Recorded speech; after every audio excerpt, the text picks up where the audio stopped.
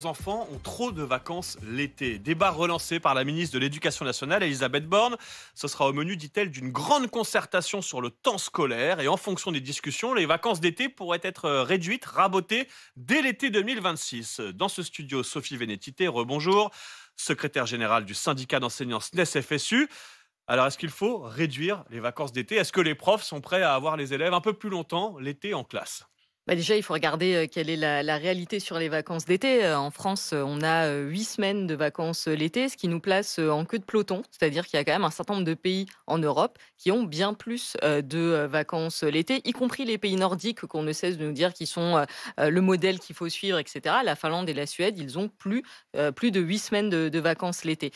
Donc c'est vrai qu'il faut quand même revenir à la réalité. Nous ne sommes pas le pays qui avons le plus de vacances, l'été. On a surtout l'impression qu'on sort ce débat pour dire: «Oh là là, regardez ces profs qui travaillent pas assez, qu'il faudrait mettre, au travail». C'est pas ce que dit Elisabeth Borne. Elle dit que ce serait dans l'intérêt des C'est élèves. pas ce qu'elle a dit, mais on sent venir un peu Ah oui, bah, vous lui ce faites qu'il y a dire des derrière. choses qu'elle a Non, pas non, dites, là. ce n'est pas ce qu'Elisabeth Borne a Elisabeth dit, Borne mais dit on non. sent Le problème, qu'elle, il y a ça. c'est que ça met notamment les élèves en difficulté. Ça leur fait ça casse le rythme. Ils ont du mal à reprendre. On perd du temps ensuite en septembre. Il faudrait peut-être rentrer un peu plus tôt, réduire la pause estivale. On entend bien que pour vous, c'est non. C'est pas un problème. Il n'y C'est a pas pas le de sujet sur le principal. temps scolaire en général. Élargissons le Ah, débat. Vous nous dites en effet, mmh, les élèves français n'ont pas plus de mmh, vacances l'été que leurs voisins. C'est vrai, mmh. mais ils ont plus de vacances sur l'année que leurs voisins. De manière générale, il peut y avoir un sujet sur le temps scolaire. On voit bien qu'on a, par exemple, des élèves qui peuvent être assez fatigués, qui nous disent que les emplois du temps sont lourds. Par exemple, au lycée, je me souviens en début d'année, il y a eu tout un mouvement d'élèves pour dire: «Regardez, nos emplois du temps».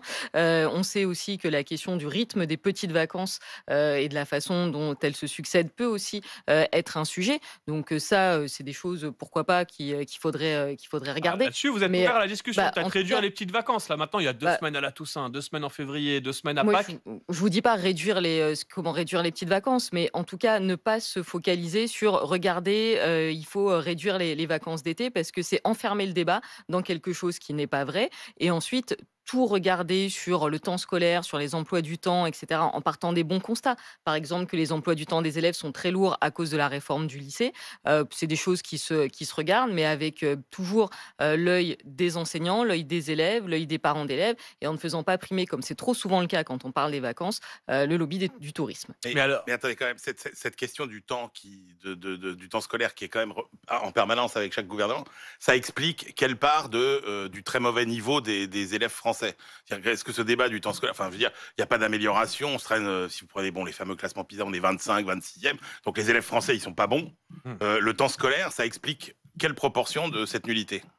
En tout cas, alors je n'irai pas jusqu'à parler de nullité de nos élèves, voilà, de certaines fragilités, ça c'est certain. On parle de la fabrique à Après crétins, entre guillemets. oui, non, mais pour voir un Voilà. certain nombre d'élèves, régulièrement dans la semaine, j'irai pas jusque-là. Après, ce qui est certain, c'est que avant la question du temps scolaire, c'est la question, des conditions dans lesquelles on fait travailler, nos élèves. Moi, je le rappelle toujours, la France a un triste record qui est pas lié aux questions des vacances, c'est, les classes les plus chargées d'Europe au niveau collège et on le voit tous les jours. Quand vous avez une classe de 30-35 et vous ne pouvez pas aider chacun de vos élèves. Vous Alors, pouvez ne pas passer auprès de sur chacun cette d'entre eux. question, Sophie Vénétité, je rappelle que vous êtes secrétaire générale du syndicat d'enseignants SNES-FSU. Tout à l'heure, vous m'avez dit le temps scolaire, c'est pas le sujet, c'est hors sujet de la part d'Elisabeth Borne. Là, vous nous dites non, le vrai sujet, c'est donc les postes, en fait, Mmh. le nombre de profs devant les élèves. Le gouvernement vient de renoncer. Elisabeth Borne l'a annoncé aussi aux 4000 suppressions de postes qui étaient prévues.